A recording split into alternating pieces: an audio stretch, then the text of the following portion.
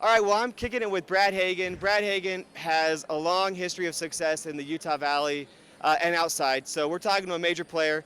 He's now with a cool venture called Studio. And I'm tripping on my words because they're doing some crazy stuff, and there's so many things I could easily say.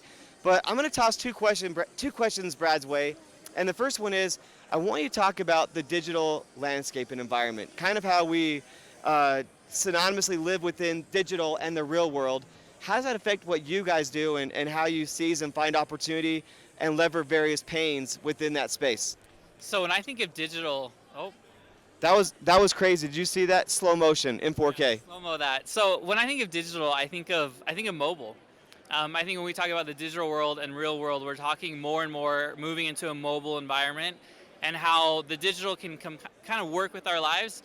It's with us. It's attached to us. It's everything we're doing on a daily basis, and having Apple Watch obviously coming out saying, hey, it needs to be more attached to us. But even just with our phones, I mean, that's the biggest thing. So where we live is obviously saying, if people are going to be on mobile platforms, we built Studio to be something that was on a mobile platform they could access anywhere and at all times. So let's talk about some of the pains that people feel. Like what pains did you guys directly lever to kind of identify, hey, there's opportunity here. We're going to go after it. And I'm going to prompt you a little bit. I like how you guys are, not to take a hit at Photoshop and Adobe because we love them, but I mean, you guys kind of are really simplifying the process. And if I think social has done anything, it's identified behavior and then simplified how to act upon behaviors or inclinations. Yeah, no, totally. So we obviously love Adobe as well, but Adobe is for a specific audience. It's for people that are talented in design, people that are working at companies on a design team, things like that, right? So it's a very small segment of people. We think of your average mom, right, who maybe isn't a designer, but probably a creative, right? And so we said, how do we democratize design, or how do we simplify design for your average person? Mashable did a great quote on us that's up on our thing over here, where it said, what Instagram did for photography, this app, Studio, will do for design. And the focus of that isn't so much that we're going to be the next Instagram, but it's saying they broke down barriers for photography and making it more accessible for everyone.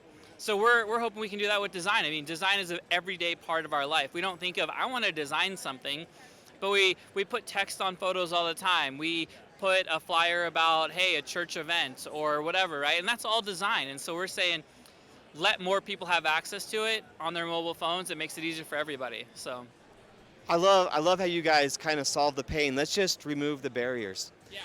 So next question. This one means a lot to me. It's buzzwords, hashtags, things that like speak to your values. And I kind of have mentioned this a few times.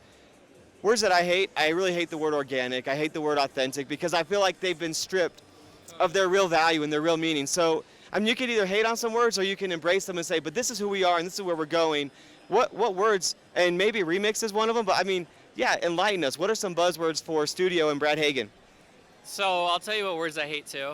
So like if you go to any marketing conference right now or advertising in the digital world, it's always like right channel, right time. And it's like, of course you want that. Everyone wants the right person, right time, right channel, everything. So there's always buzzwords that you're gonna not enjoy. For us, we talk about user-generated content, which is a pretty big buzzword. It sometimes is annoying to say, but that's our whole focus. We help people create things. So user-generated content and working with a brand or things like that is super interesting, and that's where we live, is we can help people create things. Dude, it is the user area, the user era. Totally. So the fact that you guys are there is huge. I think one thing that we share in common is this belief, and I'm just going to throw it out there: the same but different, right? Totally. Oh no, exactly. That's what we believe in. It's letting people repurpose and use things that are similar, but being able to put their own spin on it, their own twist on it.